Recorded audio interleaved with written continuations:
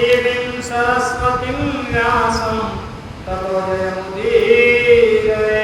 नष्टप्रायेषु भद्रेषु नित्यं भागवत सेवया भगवती उत्तमश्लोके भक्तिर्भवति नैष्ठिके। कृष्णाय वासुदेवाय हरये परमात्मने प्रणतक्लेशनाशाय गोविन्दाय नमो नमः। हे कृष्ण करुणा सिंधु दीनबंधु जगत्पते गोपेश गोपिका कांत राधाकांत नमस्तुते। तप्त कांचन गौरांगी राधे वृंदावनेश्वरी वृषभानुसुते देवी प्रणमामि हरे प्रिये। जय श्री कृष्ण चैतन्य प्रभु नित्यानंद श्री अद्वैत गदाधर श्रीवासादि गौर भक्तवृंद। हरे कृष्णा कृष्णा कृष्णा हरे हरे, हरे राम राम राम हरे हरे।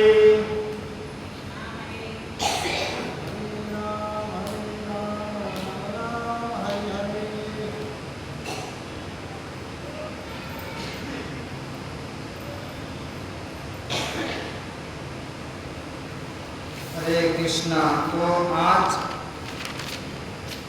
बड़े लंबे दिनों के बाद ये परम मंगल ग्रंथ शिवपुराण सुनने के लिए हमें सिद्धेश्वर भगवान की कृपा से अवसर प्राप्त हुआ है। आपा जी 2 महीना से इसके लिए खूब प्रयास कर रहे थे, लेकिन योग नहीं आ रहा था। लेकिन कल कुछ समय में बात हुई, उसके लिए उन्होंने खूब मेहनत किया, खूब समय दिया और बहुत जगह कई सालों चीज़ों के लिए स्वयं से वो कष्ट कर रहे थे। तो उन्होंने खूब मेहनत की इसके लिए और उनकी बहुत अभिलाषा थी सुनने के लिए। तो उनके इस प्रयास से और सिद्धेश्वर भगवान की कृपा से यह कथा श्रवण करने का पुरुषोत्तम मास में हमें अवसर प्राप्त हो रहा है। यह हमारा सबका परम सौभाग्य है। तो कुछ अल्प समय में ही ये तय हुआ और हो सकता है कि कई सारी माताएं उन्हें पता नहीं हुआ, लेकिन कल ही शाम से लेकर सुबह तक आपा जी ने सबको बताया था कि कथा होने वाली है। देखिए समय तो चलता जा रहा है, लेकिन अपना समय अगर भजन और भक्ति में जाता है तो उसका हमारे जीवन में बहुत मायना रखता है। तो आज पुरुषोत्तम मास का मैंने 13, 14, 15, 30 दिन होने के बाद भी 3 दिन एक्स्ट्रा होते हैं अधिक मास में, इसलिए इसे कहते अधिक माने ज्यादा, है ना? अधिक महीने। हाँ, तो इसलिए महाराष्ट्र में क्या है, मराठी में कहते हैं कि अधिक आ गया माने ज्यादा, इसलिए इसका नाम ढोंडा हो गया। ये ढोंडा बेटा खाने का वर्णन नहीं है शास्त्रों में, केवल जिसे मालपुआ और अनावश्यक खाने का वर्णन है। ढोंडा खाने का वर्णन अभी तक तो हमने कहीं सुना। लोगों ने कहा कि ढोंडा माने गोल गोल ढोंडा, बस वो खाओ और खिलाओ। बोले आपने दामाद को बुलाओ, है ना, उनको खिलाओ, कुछ दो। तो शास्त्र में इसका कुछ फल नहीं है और लोग करते जा रहे। इस मास में एक ही फल है कि जितना हम भजन करेंगे, मान लीजिए हमने 1 माला की तो उसका 1000 गुना फल मिलेगा। भक्ति का पूरा फल है इसमें। अन्नदान का फल है, श्रवण का फल है, स्नान करने का फल है, जप करने का फल है, भगवान का अभिषेक करने का फल है, पूजा करने का फल है, श्रृंगार करने का फल है, धाम में जाने का फल है, देने का फल है। लेकिन बाकी भौतिक जो काम है वो करने के लिए कोई फल, जैसे लोग घर बनाते नहीं बनाना चाहिए, शादी धोने अधिक मास में नहीं करना चाहिए, वास्तु का प्रवेश नहीं करते। आजकल तो लोग एकादशी के दिन भी शादी करने लगे। एकादशी के दिन शादी नहीं होती है, इस दिन अन्न नहीं होता है ना, अन्न का वर्जन होता है। लेकिन कलयुग का असर है, क्या करेंगे। तो इन्होंने खूब मेहनत की और सुबह भी बहुत कुछ कष्ट किया इन्होंने, लेकिन सिद्धेश्वर भगवान की कृपा से सब कुछ अरेंजमेंट हो गया। देखिए, हमें प्रयास करना चाहिए। अगर हम खूब प्रयास करने के बाद अगर हमें सफलता प्राप्त नहीं होती है तो समझना चाहिए कि भगवान की इच्छा नहीं है। और खूब प्रयास करने के बाद अगर भगवान हमें सफलता देते तो समझना चाहिए भगवान की कृपा है। तो इन्होंने अथक प्रयास किया, इसका फल अब हम देख रहे हैं कि हमें सुनने के लिए यह प्राप्त हो रहा है।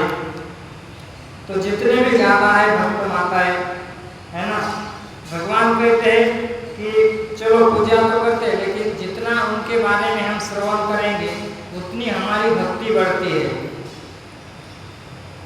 सुने बगैर हम आगे भक्ति में नहीं जा सकते हैं। नहीं तो क्यों मंदिर में आएंगे, हमारी इच्छा पूरी करो, हमारी मांग पूरी करो, जैसे लोग नारे नहीं लगाते हैं।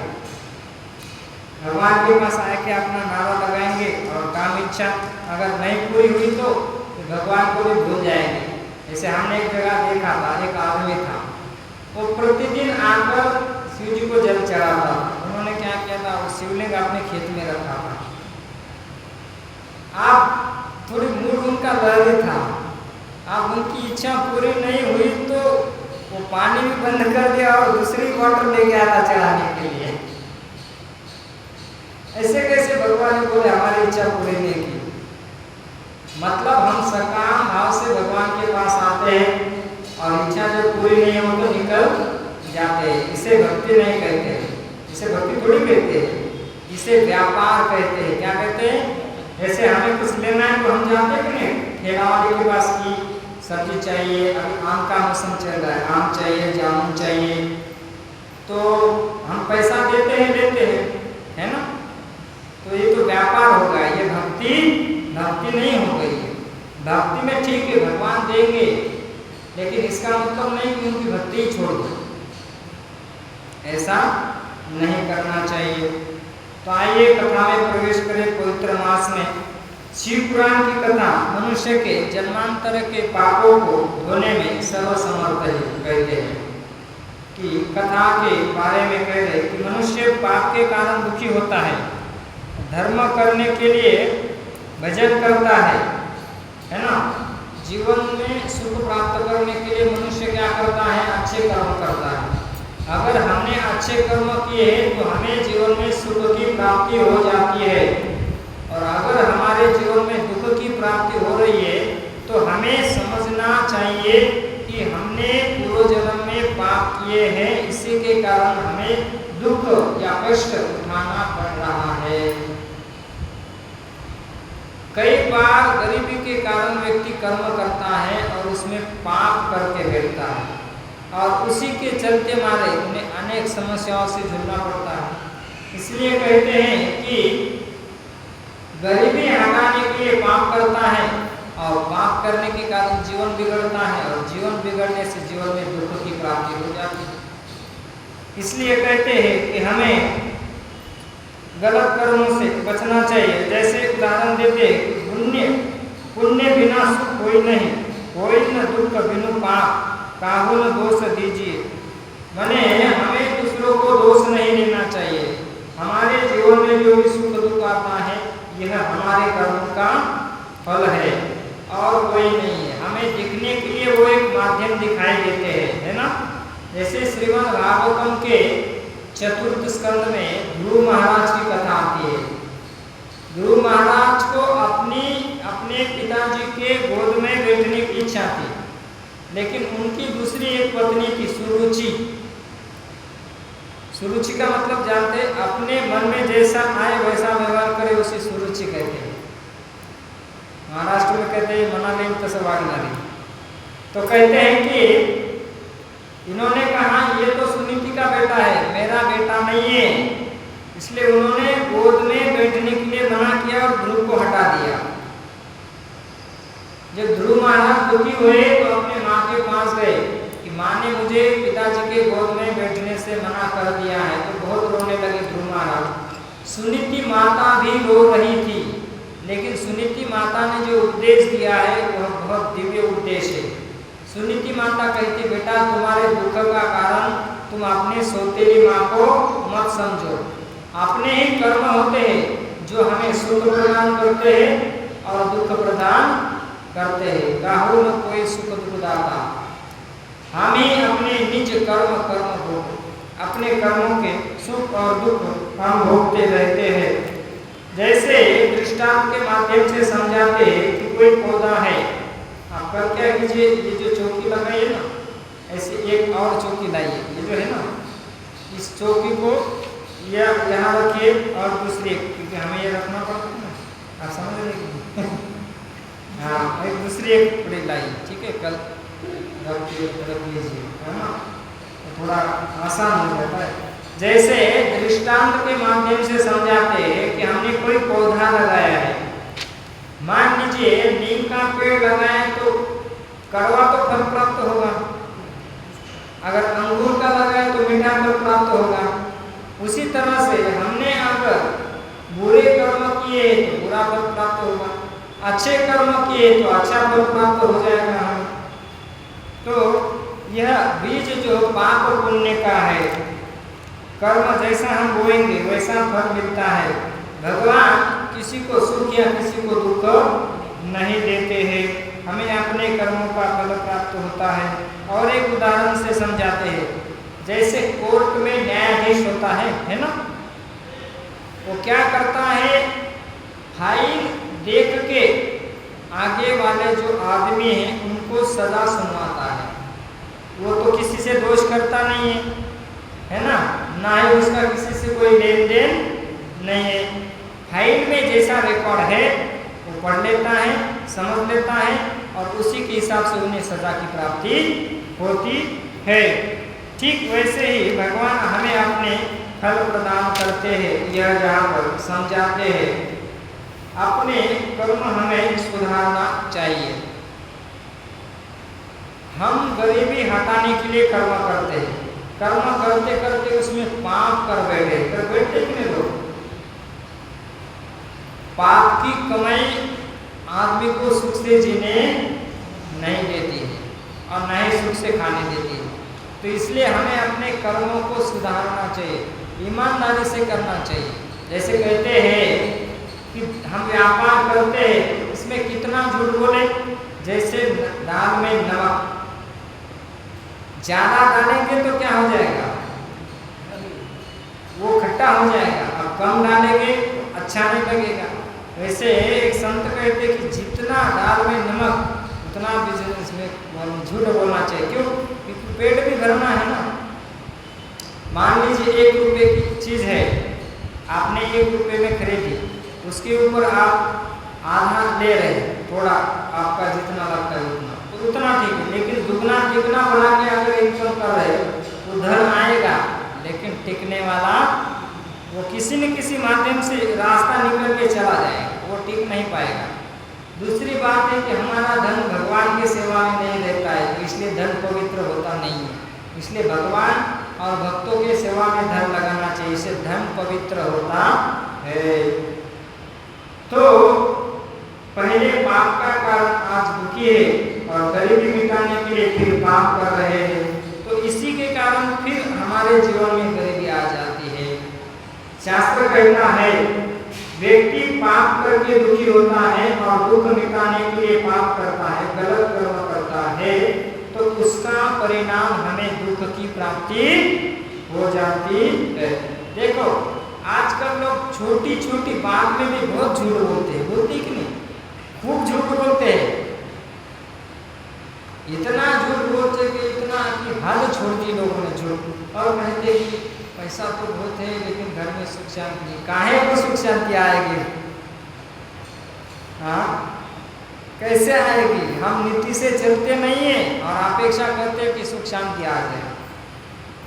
अगर हम धर्म आचरण करें, भजन किया, तो इस जन्म में भी हम सुखी रहते हैं, आगे का जीवन भी सुखी रहेगा, ऐसा शास्त्र कहता है। आप शिव पुराण है, 18 पुराण है, उसमें से शिव पुराण है 4 नंबर के स्थान पर। कितने? और कहते व्यास जी ने 24,000 श्लोक में इसे बद्ध किया है। और जो कोई व्यक्ति इस शिव पुराण को 7 बार सुनता है, कितनी बार? 7 बार सुनता है या पढ़ता है, तो उसे निश्चित ही भगवान के दर्शन होते हैं। बोलो सिद्धेश्वर भगवान की हर हर। देखो भगवान ने हमें कितना संधि अवसर प्रदान किया है, लेकिन हाय रे हमारा दुर्भाग्य है। लोग कहते हैं हमारे पास समय, जब काल भगवान आएंगे है ना, तो वो कहेंगे अब हमारे पास समय नहीं है क्या? उस समय हम भजन कर पाएंगे? नहीं। तो ये हमारा दुर्भाग्य है कि हम कहते कि हमें समय नहीं है। हमने वृंदावन में देखते हैं बहुत बड़े बड़े धनवान लोग आते हैं। कहाँ से? दिल्ली से आते हैं, पंजाब से आते हैं, हरियाणा से आते हैं, उत्तरांचल से आते हैं, कश्मीर से आते हैं, महाराष्ट्र पुणे मुंबई से आते हैं, कर्नाटक से आते हैं, और वहाँ आकर 7 दिन रहते हैं, कथा सुनते हैं। बड़े बड़े सेठ 10 दिन का छुट्टी निकाल के लोगों को लेकर आते हैं, वहाँ रहना खाना कथा सुनना, पैसों की कोई कमी नहीं है, लेकिन कथा सुने बगैर रहते नहीं। साल में कम से कम 2 बार या 3 बार वहाँ आकर कथा का अरेंजमेंट करते हैं और कथा सुनते हैं, धाम में रहते हैं, आनंद लेते हैं, भक्ति करते हैं। क्यों? क्योंकि उन्हें इस चीज का वैल्यू, उसकी जो कीमत है, ये समझ चुके हैं और हम समझ नहीं पाए हैं। तो कहते जो कोई इसे 7 बार सुनता है या इसे पढ़ता है, उससे निश्चित ही भगवान के दर्शन हुआ करते हैं। लेकिन इसमें हमारी श्रद्धा होनी चाहिए, नहीं तो कोई कहेगा कि हाँ हमने तो सुन लिया है लेकिन हमें दर्शन नहीं हुए। कैसे दर्शन होंगे? श्रीमद् भागवत के महात्म्य में धुंधुकारी की कथा आती है। धुंधुकारी का उद्धार करने के लिए गोकर्ण जी ने कथा सुनाई। धुंधुकारी कथा होने के बाद प्रतिदिन मनन चिंतन करता था, है ना। और धुंधुकारी के गांव के लोग, कोई कथा से उठता था, कोई चाय पीने के लिए जाता था, कोई बातचीत करता था। अब 7 दिन तो पूरे हो गए, धुंधुकारी को ले जाने के लिए विमान आ गया, दिव्य स्वरूप उसने धारण किया।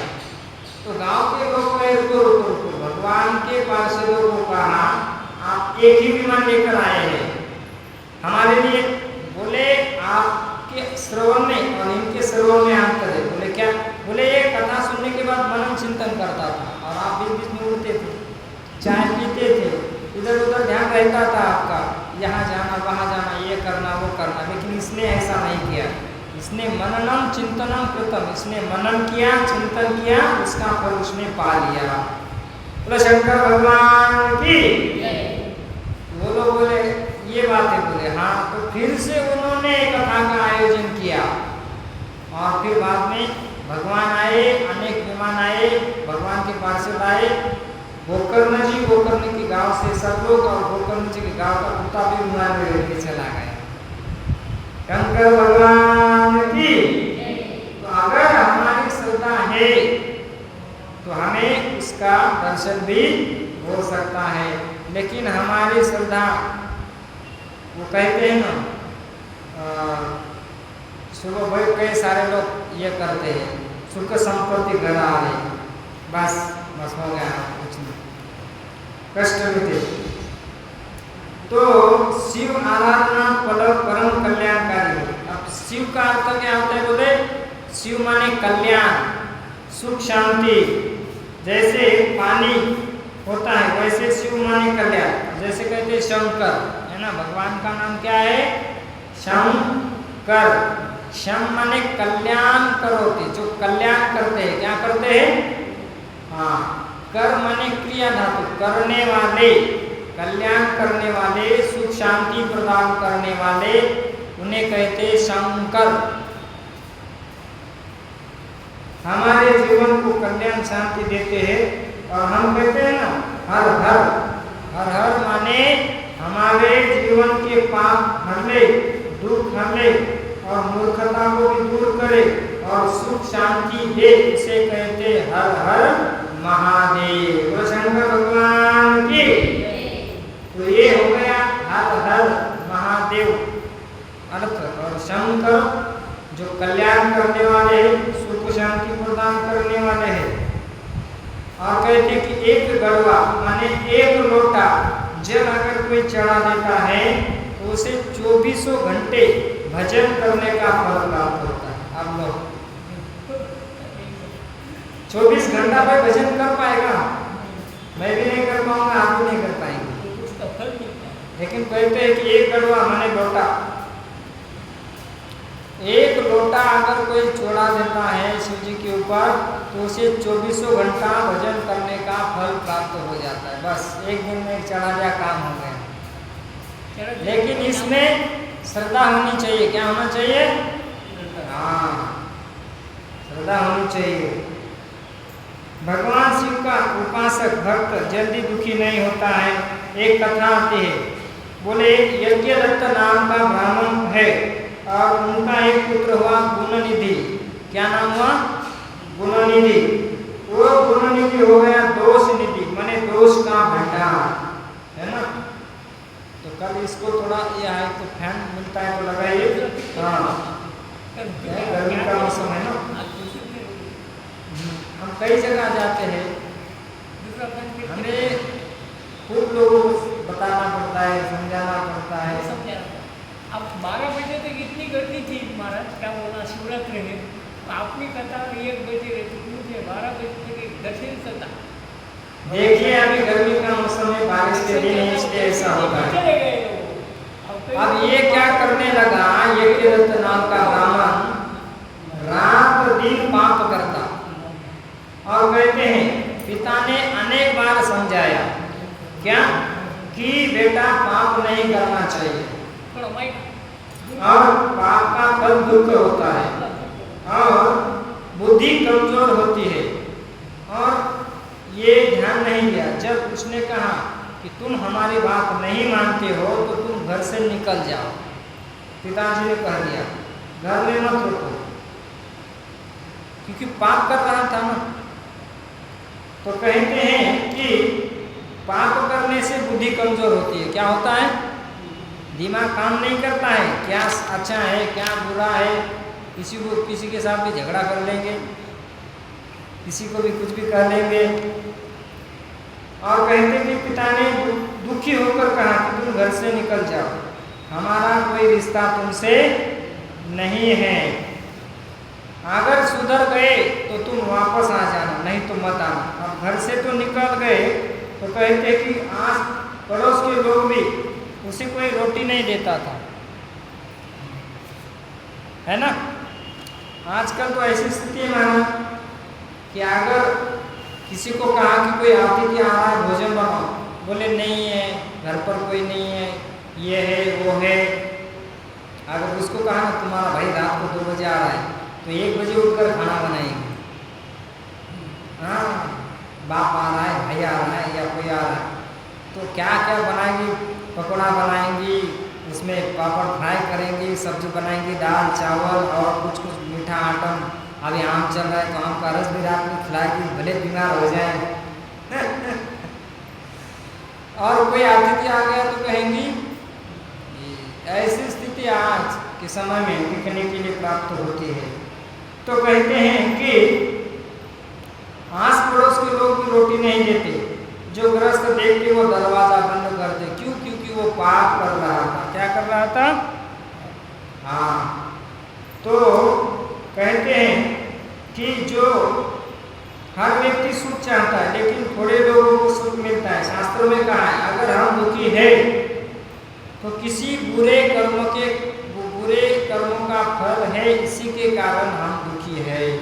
अगर हमारे जीवन में सुख है तो समझना चाहिए कि हमारे पूर्व जन्म के कर्म अच्छे थे, इसलिए हमें अभी इस समय सुख की प्राप्ति हो रही है।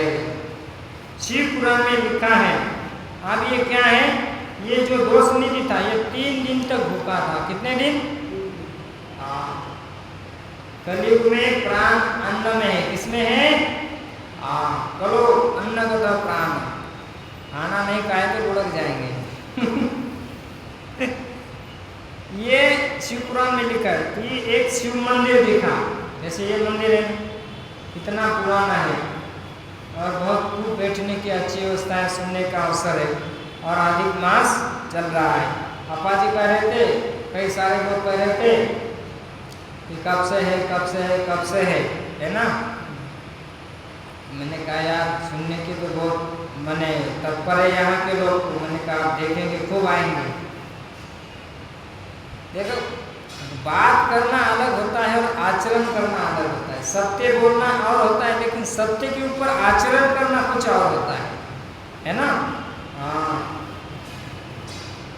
तो कहते हैं कि ये शिव मंदिर दिखा, उसने सोचा कि कोई भक्त आया होगा और उसने कुछ चढ़ावा चढ़ाया होगा, तो मैं उसको क्या करूँगा, अंदर जाऊँगा। अंदर था अंधेरा मंदिर में, तो भूख लगी थी। भूखी व्यक्ति कौन सा पाप नहीं करता है। जैसे प्राणी भूखे रहते हैं ना जंगल में, तो कोई भी प्राणी कुछ तो उनका हानि है, लेकिन भूखा व्यक्ति है ना, उसको बासी रोटी भी मिल जाएगी ना तो वो प्रेम से खाता है। और पत्नी ने खूब अच्छा घर में किया है ना, और उसके मूड में खाने का नहीं ना, पत्नी को कहेगा ये रोटी ऐसी है, ये दाल ऐसी है, ये सब्जी बनी ऐसी, और उसको कहा रोटी बनाओ तो उसको रोटी क्या चाय भी नहीं आता। लेकिन पत्नी को दोष बहुत देते हैं, और अगर कभी बनाना नहीं है और पत्नी मायके जाती है तो फिर ये इसके घर में खाएगा, उसके घर में खाएगा, बनाएगा नहीं क्योंकि आता ही नहीं। तो कहते हैं कि उसने क्या किया, एक कपड़ा लिया और उस कपड़े को जलाया। क्यों? अंधेरा था, कपड़े को जलाया और चारों तरफ देखने लगा। जैसे पहले लोग थे ना, वो मशाल जलाते थे, ऐसे जला जला के देखते थे सब जगह। और कहते कि क्या पड़ा है, भगवान शिव जी सोच रहे कि ये मेरी आरती कर रहा है। अब देख लो, आप ये ऐसे देख रहा है अपना पेट के लिए, समझ रहे ना इसको, ऐसे इस तरह से जा रहा है, जैसे आरती घुमाते हो ऐसे आरती घुमाते कि नहीं, ऐसे यूँ करके ऐसे ऐसे, वो भी ऐसे ऐसे देख रहा था। तो भगवान भोलेनाथ कितने भोले, इसलिए इनका नाम भोलेनाथ है। शंकर भगवान की। तो बोले ये जो ऐसे लेकर कपड़ा घुमा रहा था, तो भगवान को लगा, सोच रहे कि ये मेरी आरती कर रहा है। तो कहते हैं कि शिव जी विचार किए, शिव पुराण में लिखा है कि चोरी के से उद्देश्य तो आया और वस्तु के जला के देख रहा है, तो भोलेनाथ सोचे कि ये मेरी आरती कर रहा है। तो कहते हैं कि जब उसकी मृत्यु हो गई तो एक आगे चल के बंगाल के राजा कहते हैं कि आरदम का पुत्र बनकर इसे जन्म प्राप्त हुआ। अब राजा का पुत्र माने उसे किसी चीज की कमी नहीं रहती होती है। जैसे मान लीजिए जिंतुर में या इधर कोई बड़े परिवार में जन्म लिया है ना, उसके घर में पहले से धन की कोई कमी नहीं है, तो उसे कुछ कमी रहेगा नहीं। तो कहते कि ये दम नाम का पुत्र होकर प्राप्त हुआ। और जैसे दृष्टांत के हम उदाहरण पे समझाते हैं कि अंबानी के घर पर कोई पोता जन्म ले, वो जन्म से ही धनवान होता है, उसे कमाने की जरूरत नहीं पड़ती, धनवान होता है पहले से। तो कहते अरबों का मालिक हो जाता है। आगे कहते कि अब एक दूसरा बच्चा पैदा होता है गरीब के घर, तो उसे कपड़ा भी नहीं मिलता, काम करता है, गंदगी में बड़ा हो जाता है, शास्त्र में विचार न करके इसमें काम किया है। तो कहते हैं कि पैदा होते ही अरबपति हो गया और एक को कपड़े नहीं मिलते, किसी कोई छोटा तो कोई बड़ा। तो कहते हैं कि जो दुख हरण करके दया करते हैं, दुखियों का दूर हर लेते हैं, ऐसे भगवान भोलेनाथ। तो इसने पूर्व जन्म में यह कार्य किया, इसी के कारण इसका जन्म ऐसे घर में हो गया।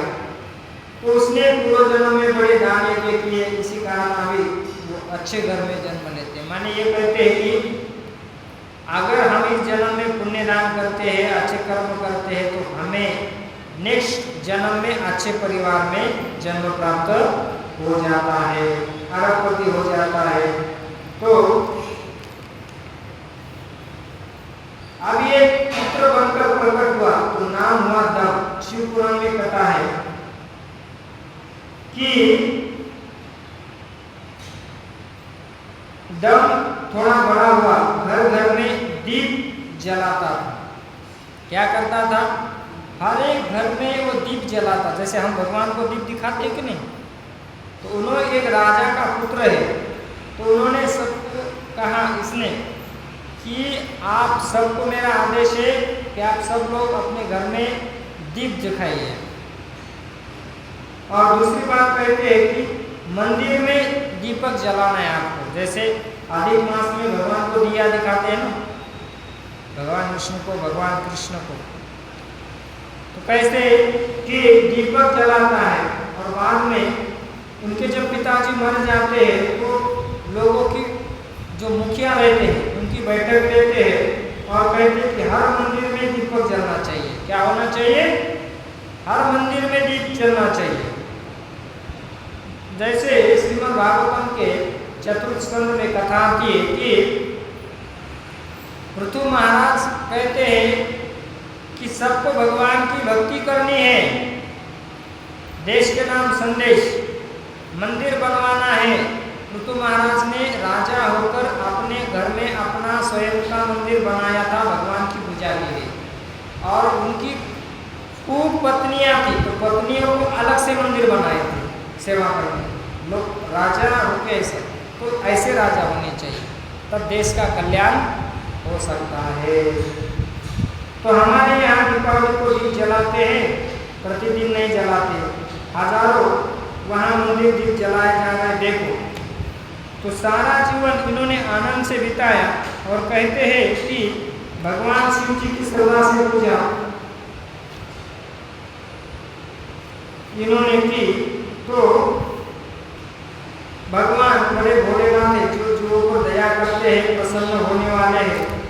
शिव जी को जो कोई भक्ति करते हैं, आराधना करते हैं, तो कहते हैं उसमें देवता भी होते हैं, मनुष्य भी होते हैं, और कहते हैं कि राक्षस, राक्षस मतलब माने जो कहते हैं कि मारो, राक्षस माने खा जाओ। ब्रह्मा जी ने ऐसी सृष्टि की थी कि वो उनको ही खाने के लिए दौड़े थे। बोले अरे मैंने आपको पैदा किया, आप मुझे खा रहे हो, तो इसलिए उनका नाम हो गया राक्षस। उन्होंने कहा मत खाओ, बोले नहीं खाएंगे, उनका नाम हो गया राक्षस, है ना, भक्षण करने वाले या खाने वाले। देखो एक ऐसे ही था भस्मासुर नाम का राक्षस। उन्होंने क्या किया, भगवान शिव जी की बहुत आराधना की, है ना, आराधना की। भगवान भोलेनाथ वो अपना सिर काटने के लिए तुला था। शिव जी प्रकट हो गए, बोले शंकर भगवान की। बोले क्या चाहिए? बोले मुझे ऐसा वरदान चाहिए कि मैं जिसके सिर पर हाथ रख दूं वो भस्म हो जाए। मैंने आप समझ रहे ना, मैंने उसकी होली फूट जाए, मर जाए। आप ये वरदान कैसा है आप समझ रहे हैं ना? आप उसके मन में आए तो किसी को मारेगा कि नहीं हो? आप इन्होंने किया शिव जी की भक्ति। बगल में थी पार्वती माता, उनकी तरफ देख लिया, देखा कि बड़ी सुंदर है पार्वती माता। अब इसके मन में आया कि अब इनको आई हरण करना है, गौरी हरण लालसा। तो अब ये शिव जी के ही सिर पर हाथ रखने के लिए तुला। ऐसी भक्ति नहीं करना चाहिए, है ना। भगवान भागे वहां से और ये उनके पीछे भागा। भगवान श्री कृष्ण ने एक सुंदर बटु का रूप धारण किया। ये बहुत भाग रहा था और बीच में एक जगह भगवान ने ये रुक गए और कहे कि अरे रुको रुको रुको। बोले नहीं, अरे बोले रुको, तो कहाँ जा रहे? बोले मैंने इनकी तपस्या की है, इन्होंने वरदान दिया है ऐसा, अब ये भाग रहे हैं। अरे ये शमशान में रहते हैं, गले में ऐसे मूंग की माला धारण करते हैं और आप इनके बातों पर आ रहे हो, उनके ऊपर विश्वास मत करो, मेरी बात सुनो। रुको, थके हो, थोड़ा आराम से श्वास ले लो। क्या देखो, इनका कोई भरोसा नहीं। एक काम करो, क्या ये सच में सच्चा है कि नहीं इसको देखो। बोले देखो ऐसा करो आप। किया कुछ हो रहा है, बोले नहीं, बोले और नीचे लो, बोले हो रहा है, बोले नहीं। मैंने कहा था ना कुछ नहीं होने वाला है ना। लो नीचे ले लिया और गए और नीचे ले लिया, और जैसे ऐसा हाथ नीचे लग गया धड़ाम से उड़ गया, मैंने मर गया। शंकर भगवान की। तो भगवान कृष्ण ने वहां शिव जी को उस कष्ट से दूर किया। कहने का मतलब है कि राक्षस गण भी भोलेनाथ की उपासना करते हैं, देवता भी करते हैं और मनुष्य तो करते ही करते। इसलिए हम देखते इस मंदिर में सुबह सुबह खूब आते हैं। शाम को भी आते हैं क्या? हाँ आते हैं 4 के बाद, लेकिन सुबह ज़्यादा भीड़ होती है ना। आप एक स्टेप देखिए, वो रुकेंगे अपना ये तैयारी 12 के बाद होगी। हम यहाँ की बात कर रहे हैं। भगवान तो मनुष्य गण भी खूब आते हैं। हमारे वृंदावन में गोपेश्वर महादेव है, चिंताहरण महादेव है, 4 महादेव है, जो कि ब्रज के क्षेत्रपाल है, रक्षक है ना। इतनी भीड़ होती है, खूब भीड़ होती है दर्शन की। अब वो तो वृंदावन धाम है, वहाँ तो रहेगी। तो कहते हैं कि सब लोग पूजा करते हैं, शिव जी की आराधना सभी लोग करते हैं, चाहे वैष्णव हो चाहे कोई भी हो, कृपा करते हैं। अब दम मर गया, इसकी मृत्यु दूसरे जन्म में हो गई। आगे कहते तीसरे जन्म में वो कुबेर होकर पैदा हुआ। कुबेर जी जानते हैं, जो धन के देवता है, धनाढ्य कुबेर, जिनके पास धन की कोई कमी नहीं है, वही कुबेर। अगर कोई कहता है मैं धनवान हूँ, तो उसको समझना चाहिए कि हम कुबेर जी के जैसे धनवान नहीं। और धन माने क्या है? लक्ष्मी। लक्ष्मी माने क्या है? भगवान नारायण की पत्नी है। अगर हम किसी की पत्नी को रखेंगे तो रहेगी ज़्यादा समय। पत्नी किनके पास रहती है? पति के पास तो रहती है, माने नारायण के पास। इसलिए हमें लक्ष्मी नारायण भगवान को साथ साथ रखना चाहिए घर में, है ना। नहीं तो पत्नी कितने दिन रहेगी? लक्ष्मी ज़्यादा समय टिकती नहीं, लक्ष्मी नारायण को रखना चाहिए। हाँ, तो लक्ष्मी लक्ष्मी करने से, लक्ष्मी का स्वभाव क्या है? चंचल है, वो रुकती। संसार के वित्त मंत्री है, धन वाले। तो कुबेर बनकर पैदा हुए, बड़ी आराधना की और काशी में जाकर, कहाँ जाकर? काशी वाराणसी शंकर की आराधना करते हैं। भगवान शंकर प्रसन्न दर्शन देते हैं, प्रसन्न होकर। भोलेनाथ आपसे मेरा कभी विवेक न हो। भगवान भोलेनाथ कहते हैं कि बताओ क्या इच्छा है? ये कहते हैं कि मेरी एक ही इच्छा है कि मेरा आपसे कभी भी वियोग ना हो। समझ गए? वियोग ना हो, यही मेरी इच्छा है। और कहते हैं कि शंकर भगवान ने उन्हें मित्र बनाया और कहे मैं कैलाश में रहूँगा और तुम यक्षों की जो नगरी है, अलकापुरी नगरी, उसमें तुम वहाँ रहो। तो कहते हैं कि आज भी कुबेर का धन, माने कुबेर धन के देवता हैं। तो कहते हैं कि यह जो था, इसकी पहली कथा सुनिए। ये केवल मंदिर में गया था चोरी के उद्देश्य से। क्या करना है?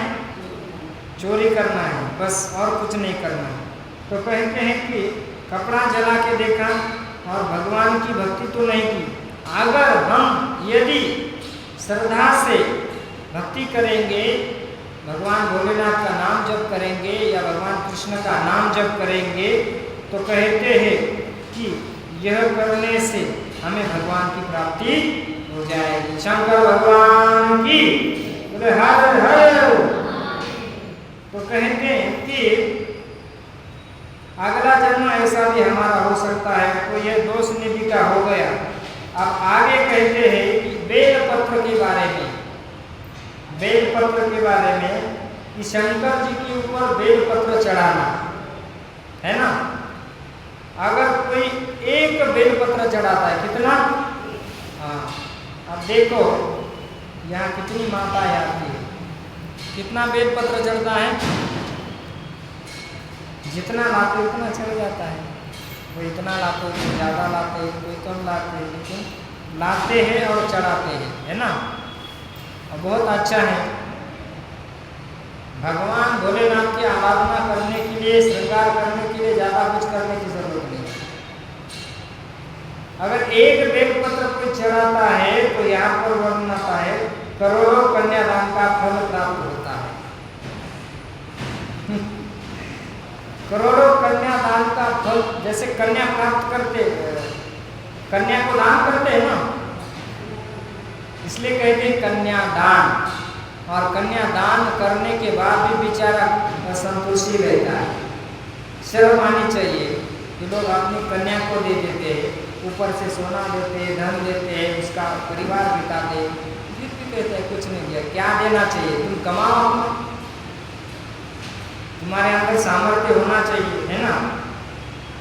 तो कन्यादान बहुत श्रेष्ठ दान है, संतोषी रहना चाहिए उसमें, क्योंकि उन्होंने अपनी कन्या को दान किया है। तो कहते हैं करोड़ों कन्यादान का एक बेलपत्र चढ़ाने से फल प्राप्त होता है।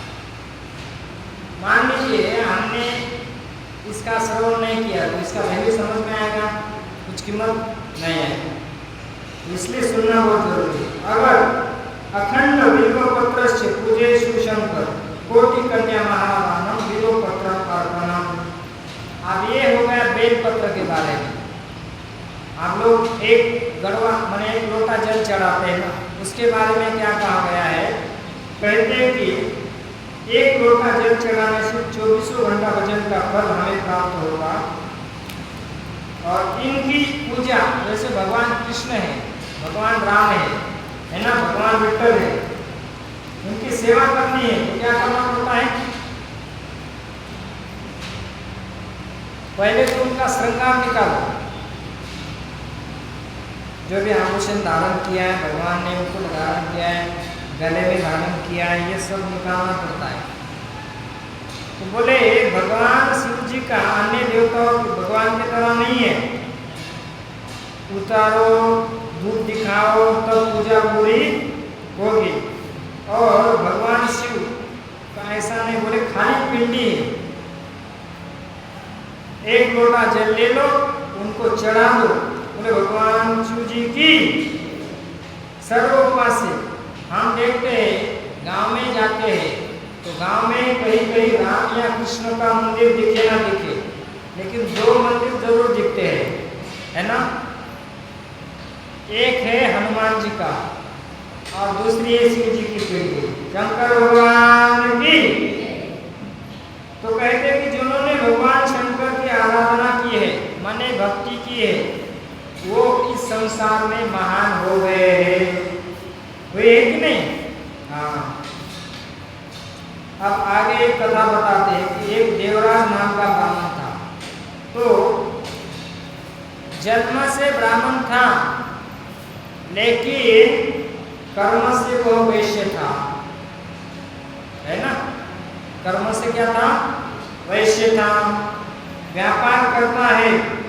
और उन्होंने अनोखी की हत्या की, जिसने ज़्यादा इसके ऊपर विश्वास किया उन्हीं का इसने विश्वासघात किया।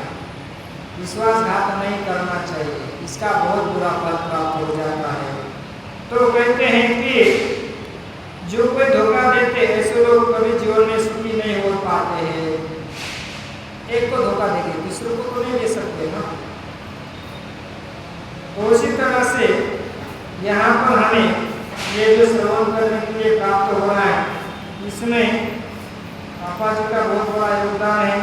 और जो जिन्होंने बहुत व्यवस्था की है, जैसे संजय उत्तम राव धराड़े, इनका भी बहुत बहुत धन्यवाद है, इन्होंने ये सब व्यवस्था की है।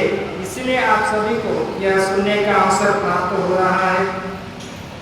हम यहाँ पर अगर ये ऐसी व्यवस्था नहीं कर पाते तो हम तो निकलने ही वाले थे, लेकिन सिद्धेश्वर भगवान की कृपा से व्यवस्था हो गई, नहीं तो फिर हम वृंदावन है, वहाँ तो सब सभा भजन कीर्तन चलता रहता है, ऐसे नहीं यहाँ भी जैसा। शास्त्रों में लिखा है नैतान यहाँ कृपणा विमोक्ष। प्रहलाद महाराज के सामने जब नरसिंह भगवान प्रकट हुए और कहा प्रहलाद चलो वैकुंठ, कहाँ चलो? वैकुंठ माने जहाँ किसी भी प्रकार का कष्ट नहीं है, दुख नहीं है, उसे कहते हैं वैकुंठ। इस भौतिक जगत में दुख है कि नहीं? कितना कष्ट है, बहुत है। भगवान के वैकुंठ में दुख नहीं है। तो कहते हैं कि मुझे नहीं आना है। क्यों? कहते हैं मैं तो आऊंगा अकेला, लेकिन आप मुझे लेकर जाएंगे, लेकिन मैं यहाँ रहूंगा तो अनेक लोग जो यहाँ रहेंगे और मेरे कारण भजन भक्ति में लग जाएंगे, तो कई सारे लोग तरकर आपके धाम को आ जाएंगे। मैं अकेला आपके पास नहीं आना चाहता, कई सारे लोगों का मैं उद्धार करना चाहता हूँ। ये होता है भक्त का हृदय, जो दूसरे के फेर में भी रहते, दूसरों का उद्धार करने के लिए, कल्याण करने के लिए। तो अपने के लिए जीने वाले तो खूब, पशु पक्षी भी खुद के लिए जीते कि नहीं? उनको परिवार होता है कि नहीं? उनको भी बच्चे होते हैं कि नहीं? जैसे बिल्ली है, कुत्ती है, इनको भी होते। तो भाग्यवान लोग जो होते हैं, जो स्वयं करते हैं और दूसरों को ताकते हैं। बाकी लोग खुद भी नहीं करते और दूसरों को भी नहीं ताकते। शंकर भगवान की। तो कहते कि हम यहाँ आकर सुन रहे हैं, तो इससे क्या होता है? हमारी आंख खुल जाती है। मैंने कहा आंख क्या बंद थी क्या? नहीं, माने हमारे जीवन का उद्देश्य क्या है यह हमें पता चलता है ना? कई सारे लोग जीते हैं, लेकिन जीवन का उद्देश्य पता नहीं। हाय रे पैसा, हाय रे पैसा, हाय रे पैसा, पैसा कमा कमा के छोड़ के चले जाते हैं, बाकी लोग मौज करते हैं। अरे बुढ़ापे में है, भगवान की कृपा से पैसा है, व्यवस्था है, बढ़िया से भजन करना चाहिए, घूमना चाहिए, भजन कीर्तन नाम जप करना चाहिए, सत्संग करना चाहिए, सेवा करनी चाहिए। पता नहीं कब मूर्ति आ जाए, कोई गारंटी है? यहाँ से वापस आने की गारंटी है? कभी भी मृत्यु आ सकती है। देव शर्मा महापापी है, लूटता है, मारता है, धोखा देता है, ऐसा महापापी व्यक्ति किस तरह वैकुंठ जाना? ध्यान से सुनो, क्या कहते हैं? एक बार यह व्यापार के कारण उद्देश्य से प्रयाग में गया। कहाँ गया? प्रयाग में गया, भगवान के तीर्थ क्षेत्र में। सभी तीर्थों के राजा है तीर्थराज प्रयाग, लेकिन इनके भी मालिक है भगवान कृष्ण। कई सारे तीर्थ वृंदावन में आए और सबने तीर्थराज जी को प्रणाम किया। तो इन्होंने देखा यहाँ भगवान कृष्ण प्रणाम नहीं किए। भगवान कहे मैंने तुमको बनाया है, मैं तुम्हारा मालिक हूँ, तुम्हें मुझे प्रणाम करना है। सब तीर्थों के राजा वृंदावन बिहारी जो वृंदावन में रहते हैं। तो शिव पुराण करना हो रही थी, वहां पर एक कमरे में खड़ा गया, कहते कि वो बुखार आ गया, इतना तेज बुखार आ गया कि वो मजबूरी से वहां रुककर पड़े पड़े पड़े शिव पुराण सुन रहा था। मैंने समझ रहे हैं ना? मान लीजिए आपके मंदिर में कोई ऐसा बेटा है, बेटा है, पड़े पड़े सुन रहा है, वैसे इसे तेज बुखार आई है और ये सुन रहा है। तो कहते हैं इन्होंने कथा तो हो रही, उसके कान में कथा जा रही थी, शब्दों के माध्यम से कान में कथा जा रही है। आया था व्यापार के उद्देश्य से, लेकिन जैसे ही कान के माध्यम से कथा जा रही है उसका हृदय निर्मल होते जा रहा था, शुद्ध होते जा रहा था और आपके हृदय को धो देती है। भगवान की कथा पाप को धो देती है और हृदय को शुद्ध करती है। भागवत में कहा है प्रविष्ट कर्णरंध्रेण, कान के माध्यम से कथा हृदय में जाकर हमारा पाप को धो देती है, शुद्ध कर देती है। बोले कैसे? बोले बारिश के दिन में पानी आता है ना, और वो पानी आने के बाद गंदा होता है, और जब शरद ऋतु प्रारंभ होता है, कब ये चलता है? अक्टूबर में, कार्तिक के समय।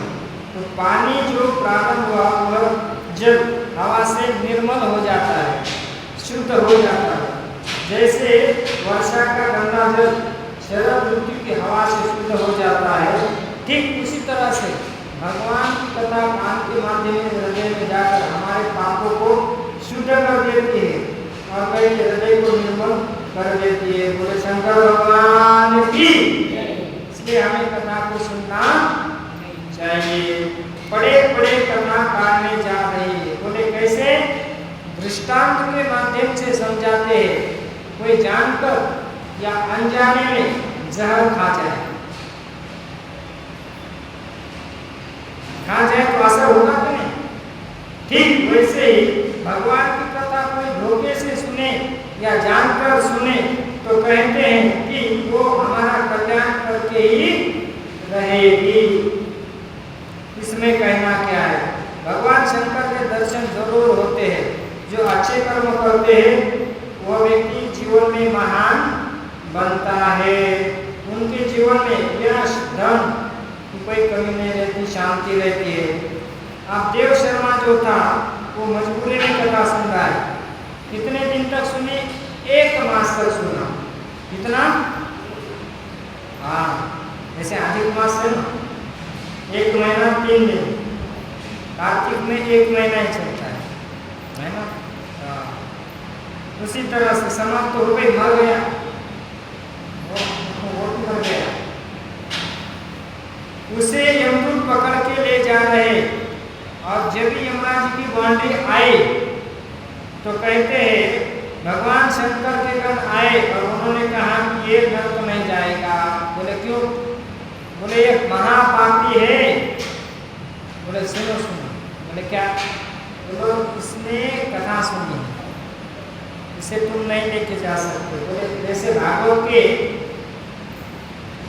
6ठे स्कंद में अजामिल की कथा आती है। अजामिल की कथा में यमराज जी के दूत लेने के लिए आते हैं, वहाँ विष्णु दूत आके रोक देते। ठीक वैसे ही प्रसंग यहाँ हो रहा है। तो ये कहते हैं कि सुनो, इसने मजबूरी में सुनी। बोले कैसे भी हो इसने सुना है, इसलिए भाई इसे तुम टच भी नहीं करना है, इसको तुम छोड़ दो।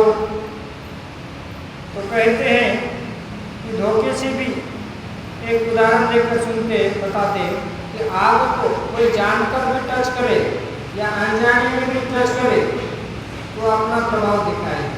वैसे धोखे से भी कोई कथा सुनता है तो इसका उद्धार हो जाता है।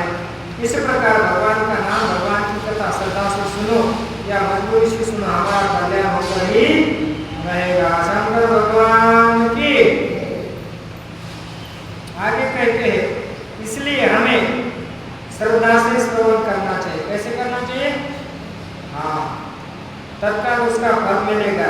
भागवत सुनोता श्रद्धया नित्यम गृह्णन्तो शुचितो काले नाते दीर्घेन भगवान मुष्यते हृदय। अगर हम श्रद्धा से युक्त कथा सुनते हैं तो भगवान हमारे हृदय में आकर विराजमान हो जाते हैं। यहाँ विश्वास की आवश्यकता है। अगर विश्वास अंदर जाग जाए रखे तो हमारा कल्याण होकर ही रहेगा। अब ये महत्वपूर्ण बात है, ध्यान से सुनिएगा। ये कथा में कहते हैं कि जब भगवान किसी के ऊपर कृपा करना चाहते हैं, क्या करना चाहते हैं? हाँ, तो क्या करते हैं? तो पहले उसे कथा सुनाते हैं। क्या करवाते हैं? आप क्या हो रहा है? आप कथा सुन रहे माने भगवान आपके ऊपर कृपा कर रहे हैं। और देखिए जिनको के कम लोग खुली, लेकिन सबके ऊपर कृपा बरसती ना, ये इतना आसान नहीं है।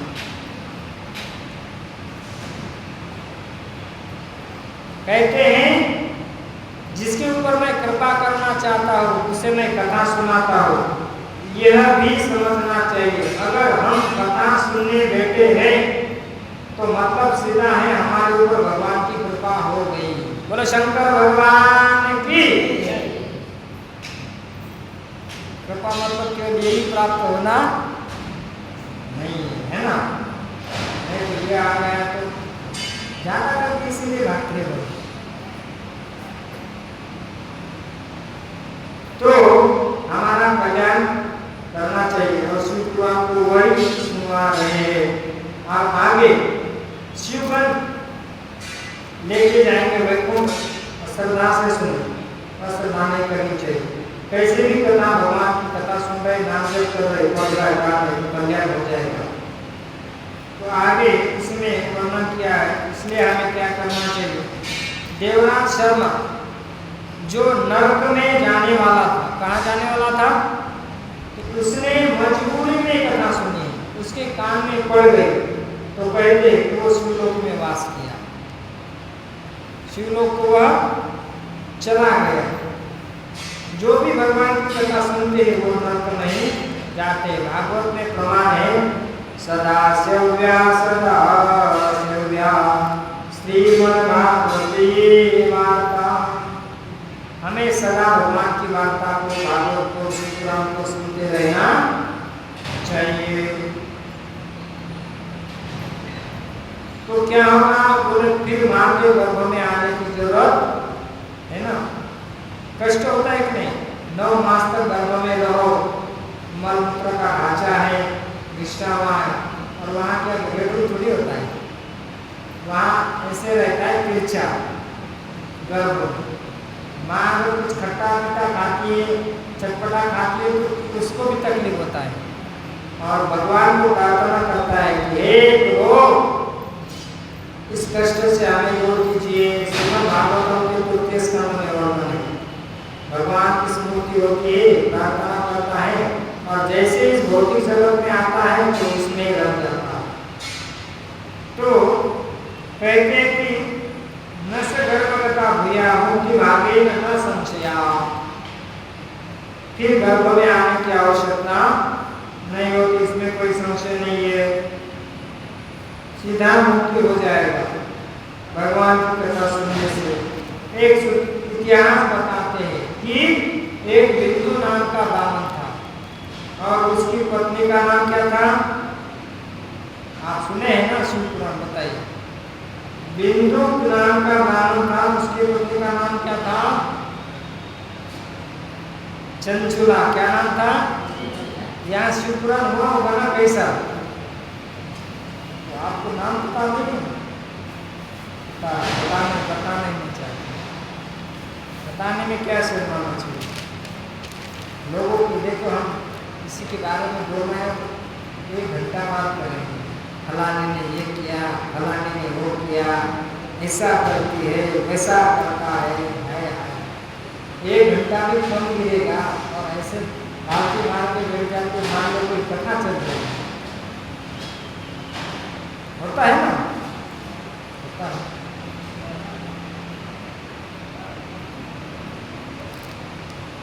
तो ये शिव पुराण के महात्म्य में लिखा है कि बिंदु ब्राह्मण है फिर भी व्यभिचारी हो गया था, अधर्म में लग गया था। तो अब इसकी पत्नी है, बड़ी सुंदर पत्नी है, फिर भी कहते हैं पतिव्रता भी थी, पत्नी को छोड़कर वेश्या के साथ प्यार करके बैठ गया।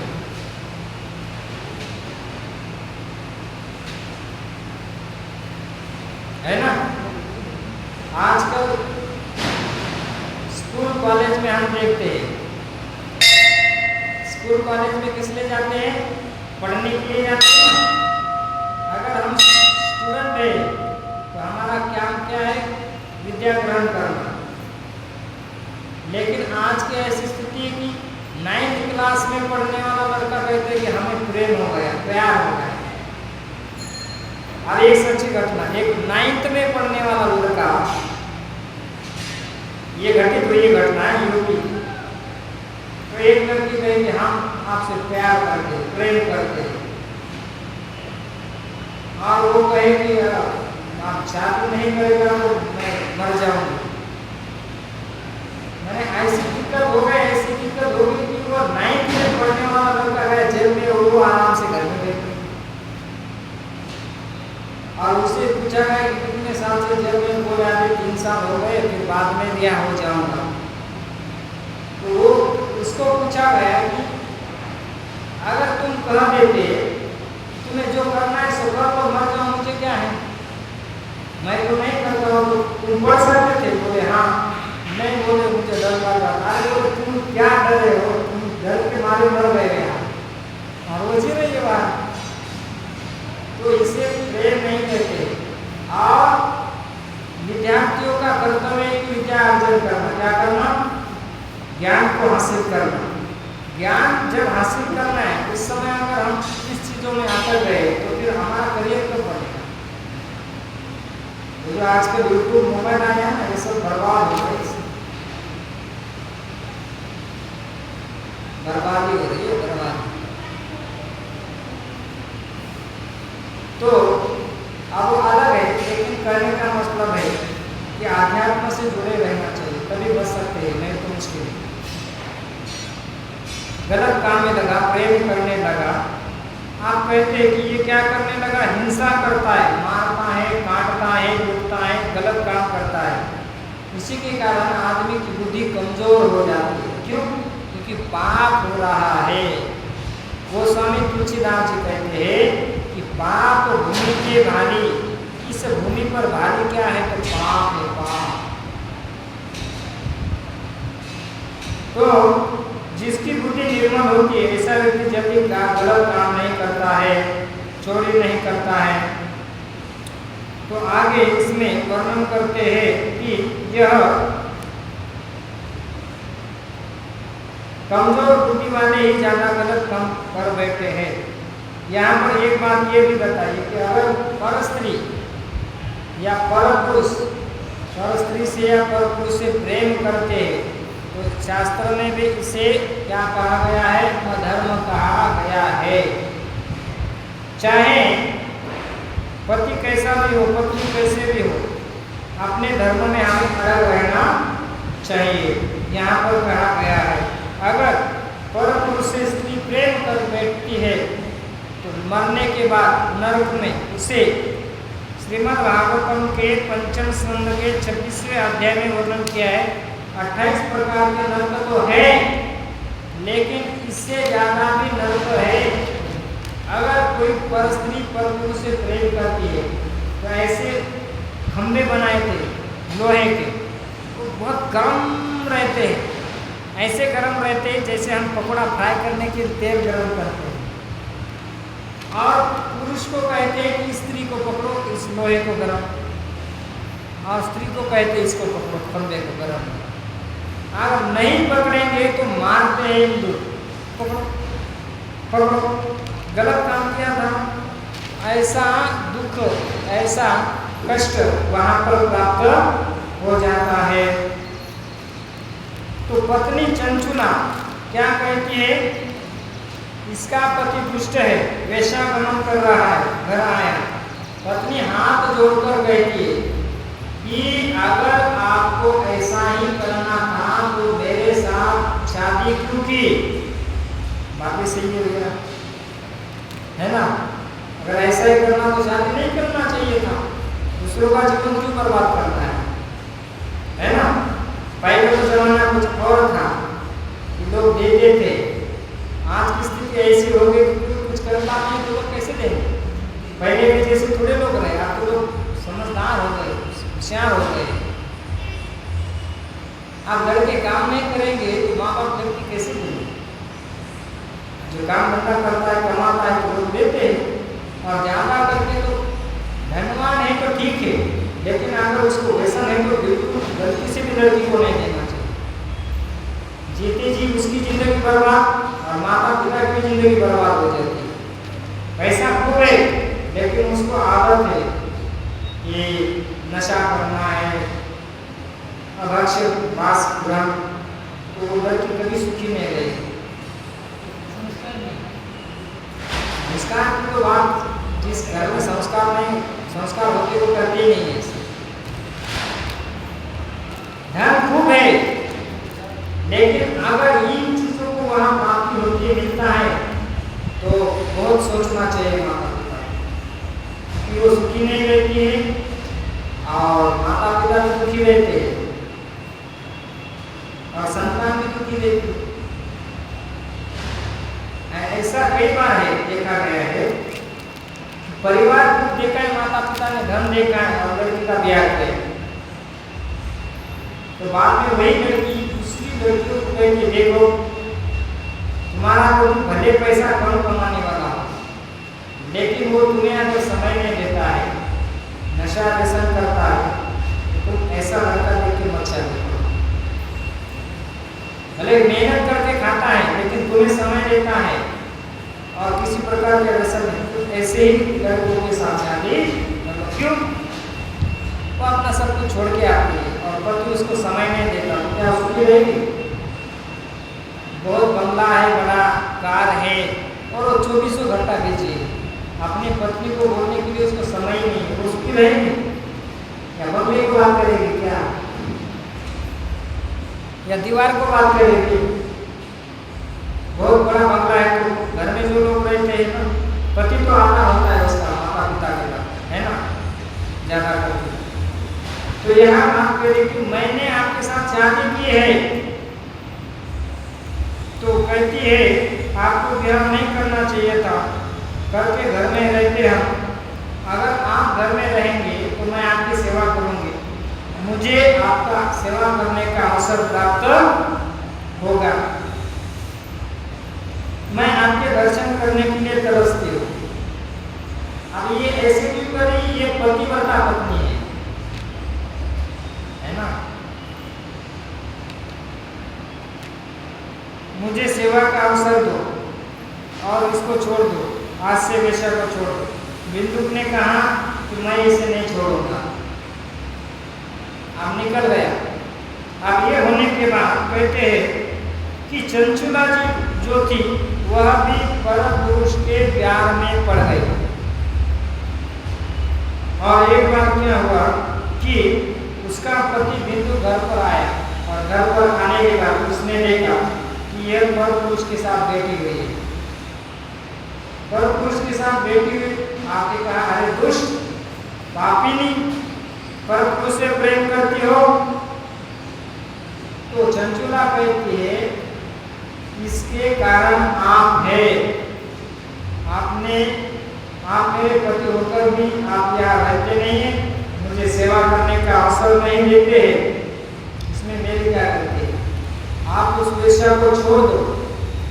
बिंदु कहता है कि नहीं, अब ये चंचुला जो परम पुरुष है उससे पैसा लेती है और अपने विवाहित पति को देती है।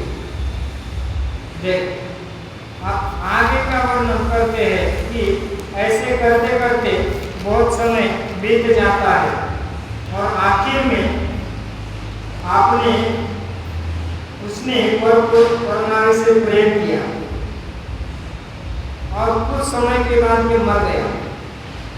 पापी व्यक्ति ज्यादा नहीं जी सकता है, ब्रह्मा जी उसकी आयु कम करते हैं।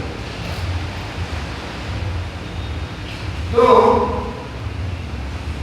धर्म रक्षति रक्षित, धर्म की रक्षा करने वालों की भगवान रक्षा करते हैं और जो धर्मों को त्याग देते हैं उसका आनंद होता है। ठीक यहाँ पर ये मर गया। अब चंचुला जो थी, कुछ लोग तीर्थ यात्रा के लिए जा रहे थे, गोकर्ण तीर्थ सुने होंगे ना? गोकर्ण तीर्थ कहाँ आता है? कर्नाटक में हुमली कहते ना, वहाँ निकल गए लोगों के साथ में, जैसे आगे लोग 4 धाम करके आए थे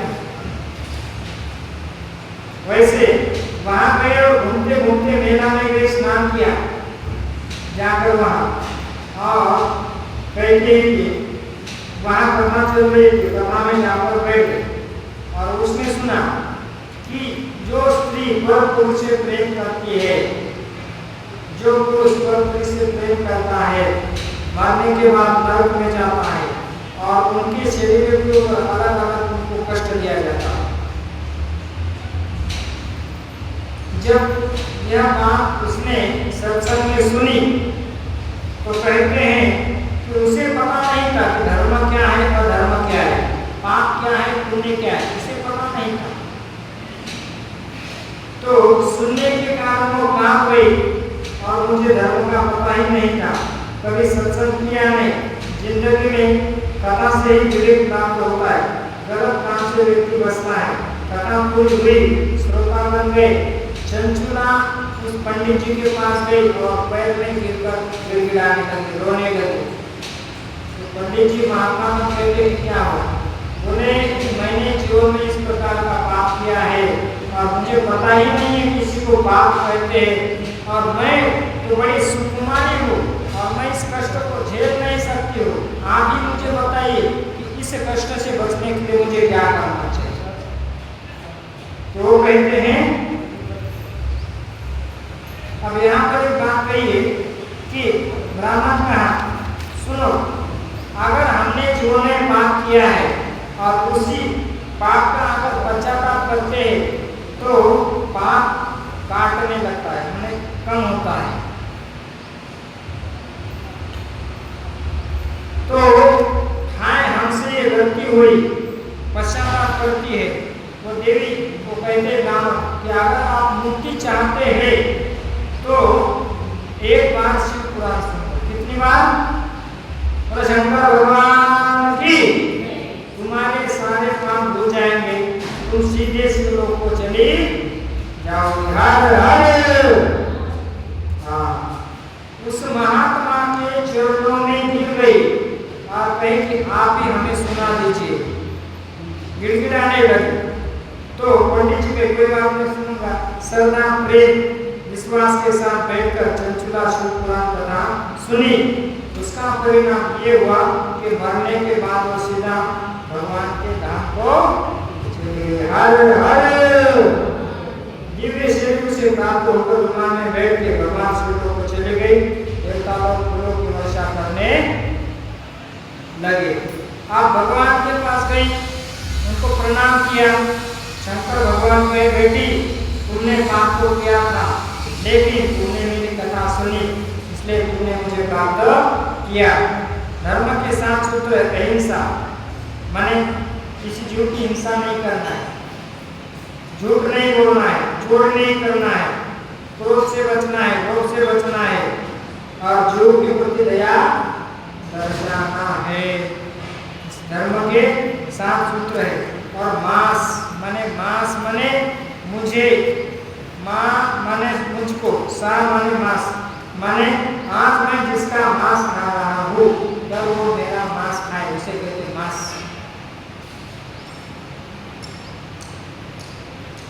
क्या कहते?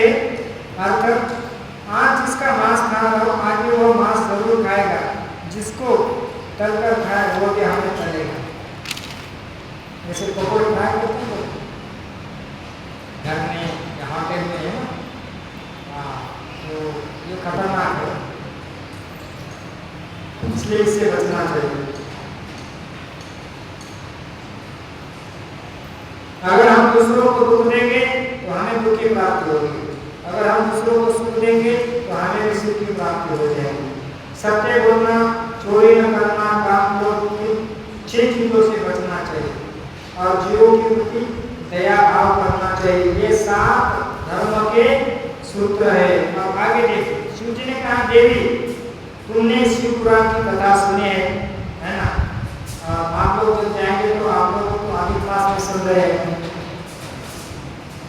मैंने इसको रचा है, मुझे ये बहुत प्रिय है, अब तुम सदा मेरे यही रहो। पार्वती मैया ने कहा कि अब से तुम मेरी सहेली बन गई। क्या? सहेली, है ना? अब ये यहाँ पर निवास करने लगी। तो कहते हैं आगे, चंचुला को आशीर्वाद दे दिया। कुछ दिन होने पर चंचुला को अपने पति की याद आ गई। भारतीय नारी की यह विशेषता है कि चाहे पतिदेव कैसे भी हो, वो अपने पति को याद करती है और रक्षा भी करती है ना।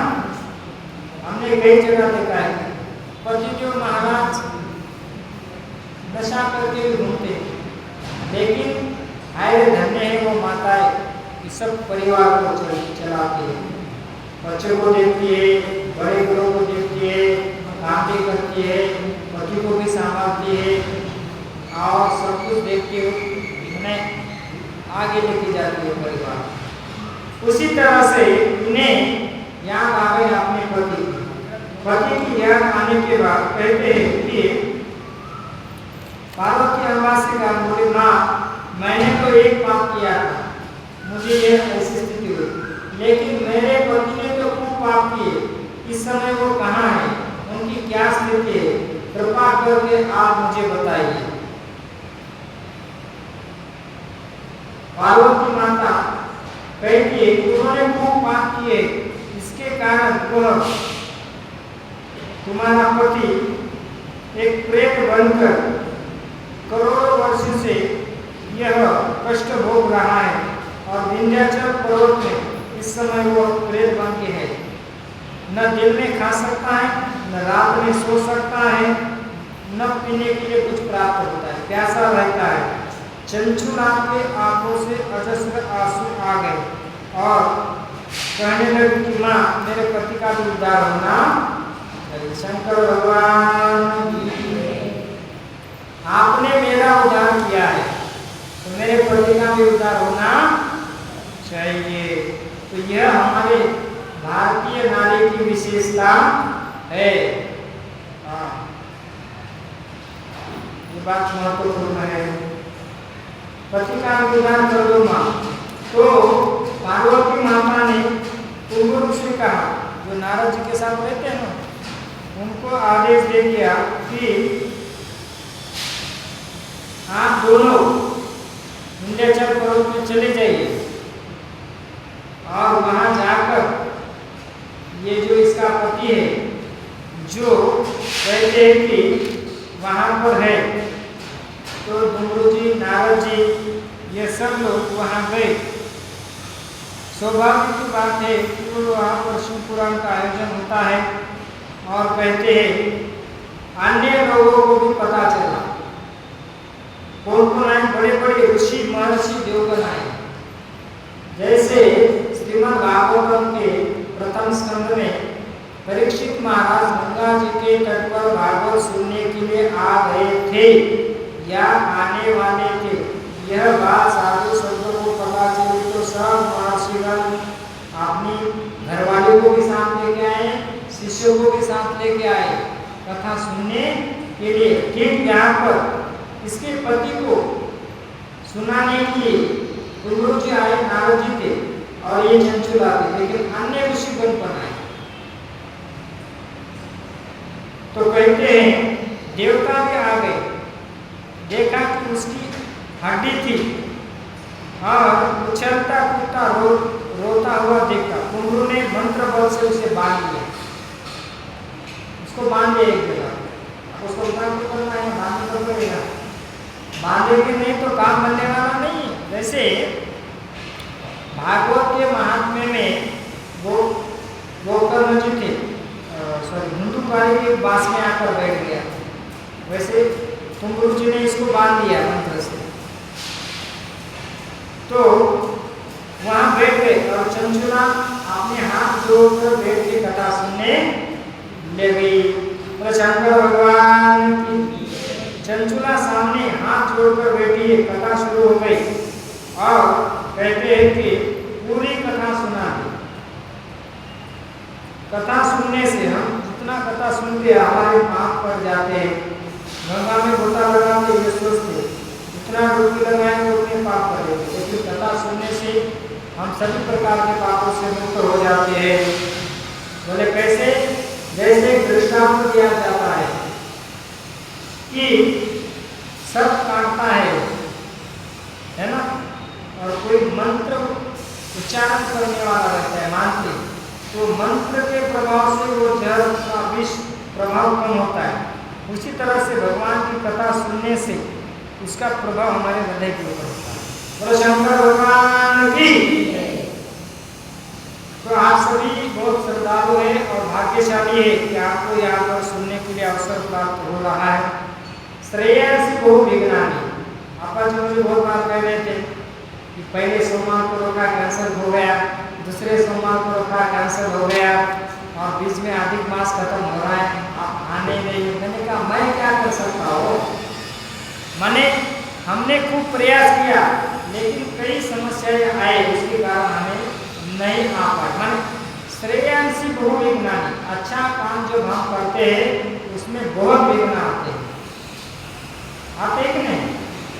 अरे भौतिक जगत में अगर कोई अच्छी लड़की देखनी है शादी करने के लिए कितना देखना पड़ता है, अच्छा लड़का देखना है लड़की के लिए कितना देखना पड़ता है, समस्या। ये तो भगवान की कथा है, बहुत देखना पड़ता है, सोचना पड़ता है, समझना पड़ता है ना। तो इसलिए कहा श्रेयांस बहु विघ्नानि, अच्छे काम में विघ्न आते ही आते हैं, ये हमें ध्यान में रखना चाहिए। विघ्न अटक आते हैं। आप विंध्य पर्वत पर तुमरू ने 11 दिन शिव कथा सुनी, कितने दिन? हाँ, आजकल लोगों के पास 7 दिन भी नहीं है ना, इतना दुर्भाग्य है। तो उसका पति पास में है, बंधा हुआ है, जैसे शिव पुराण पूरा हुआ उसका हाथी वाला शरीर छूटा और दिव्य स्वरूप प्राप्त हुआ, शंकरगण का स्वरूप प्राप्त हुआ। देवता पुष्पों की वृष्टि करने लगे, बोलो हर हर। विमान आया, दोनों पति पत्नी सीधे शिवलोक को चले गए। शंकर भगवान की। सिंधु को प्रणाम किया, तुम धन्य हो बिंदु, तुम्हारी पत्नी के कारण तुम्हारा उद्धार हो गया।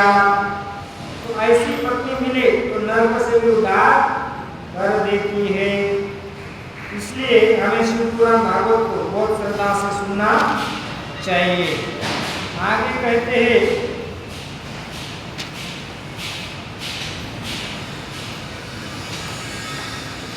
अगर हम हर हर महादेव करते हैं तो हमारे पाप हटते हैं और दारिद्र्य भी हट जाता है।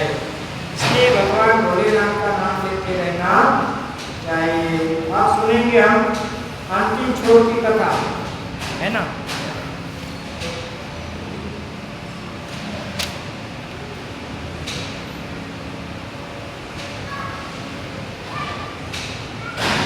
एक लोटा है, लोटा ग्लास, नया ग्लास में लोटा लेकर आ जाते हैं।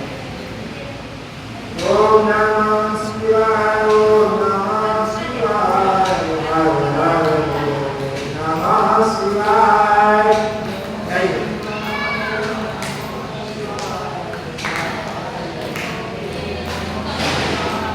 नमः शिवाय, ओम नमः शिवाय, हर हर नमः शिवाय।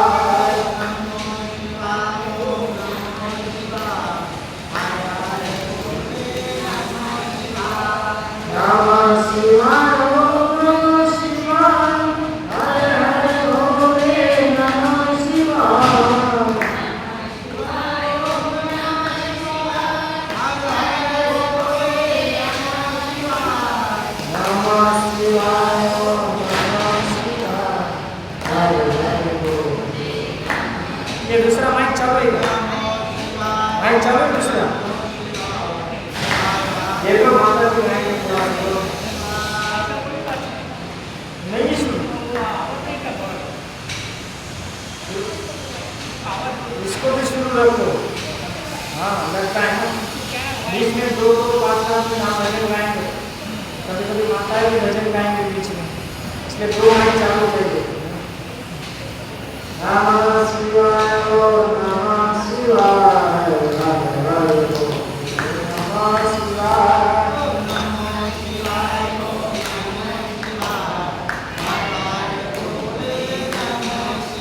आइए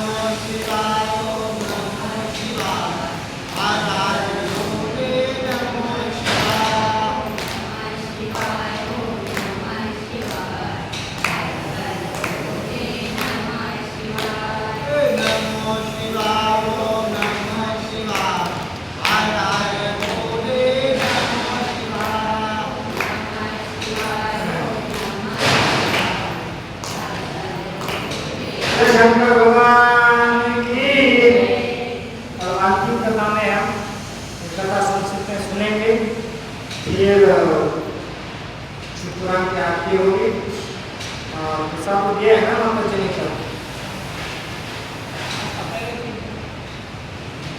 उन्होंने मिठाई दी है ना कल, मिठाई है। चलो काशी की उत्पत्ति के बारे में हम श्रवण करेंगे। कहते काश्याम मरणात् मुक्ति, काशी में अगर कोई मरता है तो उसका कल्याण हो जाता है। जीवन भर किसी ने भजन किया और छोटे पल में अगर काशी में जाकर मरता है उसका कल्याण हो जाता है ना। इसलिए कहा गया कि मरते समय निकलना चाहिए घर से। परीक्षित महाराज निकले थे कि नहीं, घर बार सब कुछ छोड़ दिया, पत्नी को छोड़ दिया, बच्चों को छोड़ दिया, तो फिर स्वयं के निकल गए। लेकिन हमारे यहाँ क्या है, जैसे मरने के लिए बुला मिल जाता है सब लोग आगे बैठे इसका आगे पकड़ने, बेचारा मर रहा है, तड़प रहा है, परेशान है और भगवान की याद करने का प्रयास करता है। तो बेटा कहता है देखो आपका नाता है, पोता है, आपकी लड़की है, बेचारा भगवान की याद नहीं कर पाता है और मरते मरते अपने लड़के को या नाती पोती को याद करता है, वही हो जाता है। बोले बिल्कुल दादाजी की तरह है, दादाजी ही है, वही आ गया। क्यों? गीता में भगवान कहते हैं अंत काले स्मरण रूपता करेगा, मरते समय में हम जिसका स्मरण करेंगे वही शरीर हमें प्राप्त करता है। तो यही बात है। काशी में कोई कीट पतंग मरते हैं तो कहते वैकुंठ जाते हैं, और आगे के बाद कोई भजन करके कहीं पर भी हो लेकिन काशी का स्मरण करके मर जाता है तो उसका भी उद्धार हो जाता है। ये भी काशी की महिमा बताई है, इसलिए ये इसकी महिमा बता के आगे कहते एक कथा आती है कि भगवान शंकर कितने बोले। एक व्यक्ति रहता है मंदिर में चोरी करने के लिए प्रवेश करता है, देखता है कि चारों तरफ कुछ भी नहीं है। अब कुछ भी नहीं है तो उसके मन में एक ही आता है कि एक तो बात है, क्या है, तो कंटन बसता है, उसको बोले इसको निकाल के लेके जाऊंगा, बेच दूंगा बाजार में। प्रयास करता है, हाथ नहीं जाता, दूसरी बार करता है, जाता नहीं है, और तीसरी बार क्या करता है, वहाँ पिंडी रहती है, प्रणाम करता है और कुछ जैसे रहते ना मंदिर में सामान उस पर चढ़ता है, फिर क्या पहुँचता है। बाद में तो सीधा वो पिंडी के ऊपर ही चढ़ जाता है, उसको निकालना है ना, चोरी करना है, बेचना है, बाजार में जाकर पाना है खाने के लिए। तो कहते हैं कि वह पिंडी को प्रणाम किया, पिंडी के ऊपर चढ़ गया। शिव जी की महिमा क्या है, भगवान शंकर प्रकट हो गए। बोले शंकर भगवान की, बोले कि जो दुखी व्यक्ति नीचे उतर के साष्टांग प्रणाम किया और कहने लगा कि मुझसे गलती हो गई, मुझे माफ करो। क्या हुआ? हाँ, बोले बाबा मुझे आप माफ कर दो। भगवान भोलेनाथ इतने भोले कि बोले वो देखो मैं तुम्हारे ऊपर प्रसन्न हो गया, मैंने भोले भगत मैं तुझे दंड देने के लिए नहीं प्रकट हुआ, तुझे वरदान देने के लिए प्रकट हुआ। बोले क्या बात है? हाँ क्या? बोले कितने सारे लोग मेरे पास आते हैं, शिव जी कहते, कोई आकर मेरे ऊपर चढ़ावा चढ़ाते, कोई मेरे ऊपर आकर बेलपत्र चढ़ाते, कोई मेरे ऊपर आकर जल चढ़ाते, कोई मेरे ऊपर आकर चंदन चढ़ाते, कोई मेरे ऊपर आकर चावल चढ़ा देते, लेकिन तूने तो खुद को ही मेरे ऊपर चढ़ा दिया, तूने अपना शरीर ही मेरे ऊपर चढ़ा दिया, इसलिए मैं तुम्हारे ऊपर बहुत खुश हूँ। देख कर क्या रहा था, हो क्या गया। तो कहते हैं कि मैं तुझ पर प्रसन्न हूँ, मान लो आशीर्वाद। शिव जी से निराला कोई इस जगत में नहीं, दया के सागर है। महान पापी को भी उन्होंने उद्धार किया, दिव्य दृष्टि दिया, ज्ञान प्रदान किया। तो हमारा बड़ा सौभाग्य है कि हमें ये सुनने के लिए यहाँ पर प्राप्त हो रहा है। अपा जी का यहाँ पर बहुत बड़ा योगदान है, इनके ही वजह से ये सुनने के लिए प्राप्त हो। अगर ये नहीं कहते तो मैं भी नहीं आता। इसलिए हर दिन एक डेढ़ घंटा कथा हमारी होगी और आरती होगी। आरती 2 टाइम होती है, और लास्ट में भी होती है। तो आज तो आप लोगों ने की नहीं, तो अभी आरती हम गाएंगे। तो ये जो आरती है, तो हमने पहले दिन की कथा पूरी संक्षिप्त में सुनी, शिव पुराण का महिमा महात्म्य सुनकर कैसे पापी लोगों का भी उद्धार हो जाता है। कथाएं छोटी है लेकिन इसमें सीख बहुत महत्वपूर्ण है। इसी को हमें ग्रहण करके हमारे जीवन में भक्ति करने के लिए उतारना। शंकर भगवान की हर हर महादेव। तो शिव निरंजन आरती आप लोग फोन में सुने होंगे, कठिन नहीं है। हिंदी संस्कृत में पीछे गाने का प्रयास कीजिए, धीरे धीरे जैसे आप लोग गाएंगे सुनेंगे तो आपको याद आएगा, है ना। कल मैं आप लोगों को उसका प्रिंट आउट दे दूंगा, जेरॉक्स। मैंने आप देख के उसको गा पाएंगे। आज मैं प्रिंट आउट नहीं निकाल पाया क्योंकि आज समय ऐसा था कि समय ही नहीं मिला। मान लो आज मेरा कैंसर ही होने वाली थी, लेकिन सिद्धेश्वर भगवान की कृपा हो गई, इसका व्यवस्था बन पाई, नहीं तो बड़ा मुश्किल हो गया था। तो आप तीन जगह फिर आप हाँ व्यवस्थित करके तीन जगह फिर है ना, तीन जगह गए आप व्यवस्थित। वो तो पूछो मत, भगवान की लीला हो गई आप। आरती का लाइए थाली वगैरह सब तैयार कीजिए। हमारा पिताजी का फोन आया था, ऐसा हो गया। आरती दे दीजिए। ये आपके पास मोबाइल में भी देख सकते हैं, शिव निरंजन आरती।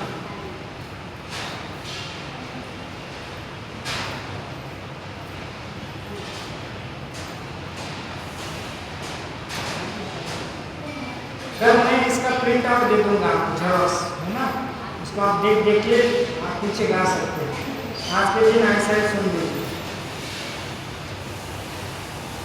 और कल जिनको सुबह पूरी आरती करना है, कल दो को तैयार रहिए।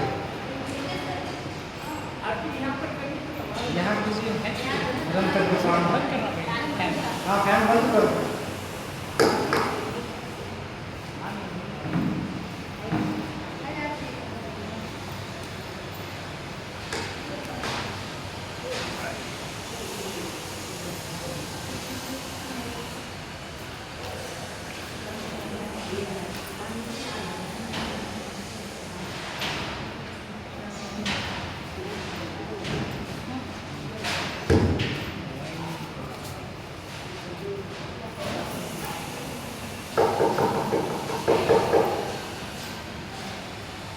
ओम जय जय गिरिजाधीश शिव जय गिरिजाधीश त्वं मां पालय नित्यं कृपया जगदीश। ओम हर हर महादेव। कैलासे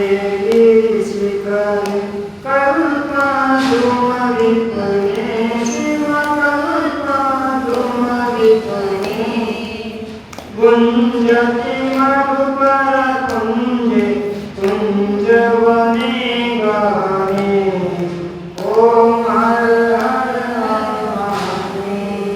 कोकिल कुजति खेलति हंसावन ललिता शिव हंसावन ललिता। रचयति कलाकलापं नृत्यति मोद सहिता। ओम हर हर महादेव। तस्मिन् ललित सुदेशे श्यामामणि रचिता शिव श्यामामणि रचिता।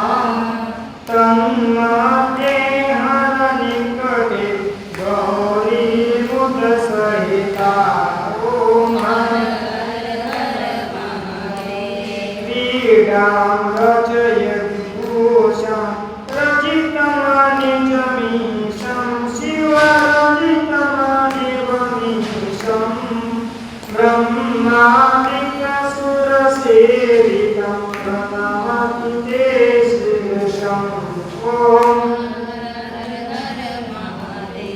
विभुत वधू वरुद्रत्यति हृदय मुद सहिता शिव हृदय मुद सहिता किन्नर गान कुरुते सप्त स्वर सहिता ओम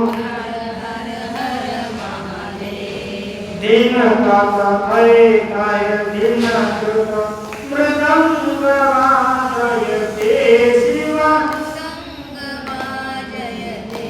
कन कन लड़ि पुष्पवेणु मधुरं नादयते ओम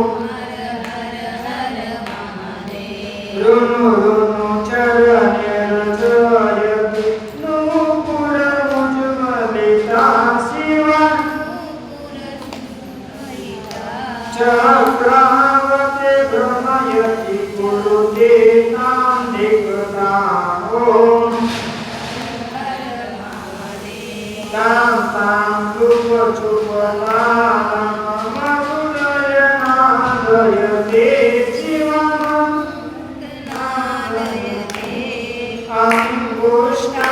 अंगुष्ठाङ्गुलिनादं नास्यगतां कुरुते ओम कर्पूरगौरी गौरं पञ्चानन सहितं शिव पञ्चानन श्रीनयना शशिधरमौलि विषधरकण्ठयुक्तं ओम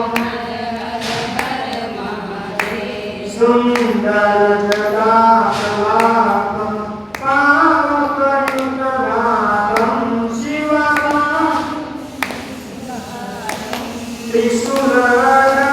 त्रिशूलधर्मरूपिणाकं परवृद्धप्रभावम्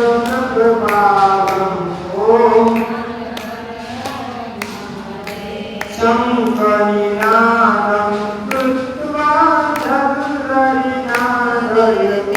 शिवधर्मरिनादयते नीराजयते ब्रह्माण्डे परिचापतते ओम इति मधुचरण सरोवरे रविकमलीकृत्वा शिवरविकमलीकृत्वा अवलोकयति महेशम् ईशमभिनत्वा ओम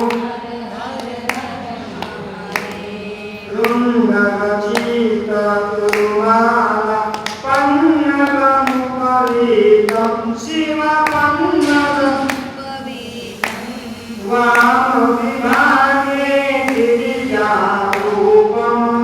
गिरिजारूपमतिललिताम् ओम सकलशरीरे मनसि कृतभस्माभरणं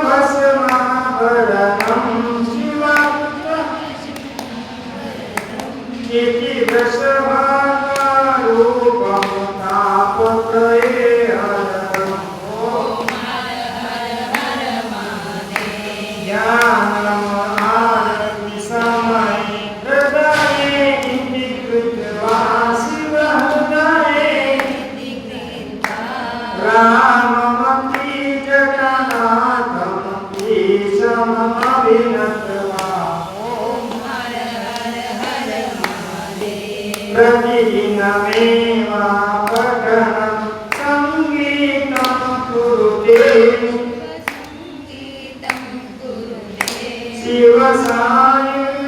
शिवसायुज्यमगच्छति भक्त्या शृणोति ओम